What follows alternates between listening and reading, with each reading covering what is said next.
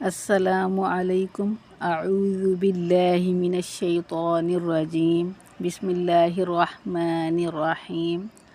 القرآن سورۃ الکہف آیت نمبر 30 اور 31 یعنی 30 اور 31۔ آج کی آیت مبارکہ کا اردو ترجمہ ہے: بے شک جو لوگ ایمان لائے اور نیک عمل کیے، یقیناً ہم اس شخص کا اجر ضائع نہیں کرتے جو نیک عمل کرتا ہے۔ ان لوگوں کے لیے ہمیشہ آباد رہنے والے باغات ہیں جن میں ان کے محلات کے نیچے نہریں جاری ہیں۔ انہیں ان جنتوں میں سونے کے کنگن پہنائے جائیں گے اور وہ باریک دیبا اور بھاری اطلس کے ریشمی سبز لباس پہنیں گے اور پرتکلف تختوں پر تکیے لگائے بیٹھے ہوں گے۔ کیا خوب ثواب ہے اور کتنی حسین آرام گاہ ہے۔ والسلام علیکم ورحمۃ اللہ وبرکاتہ۔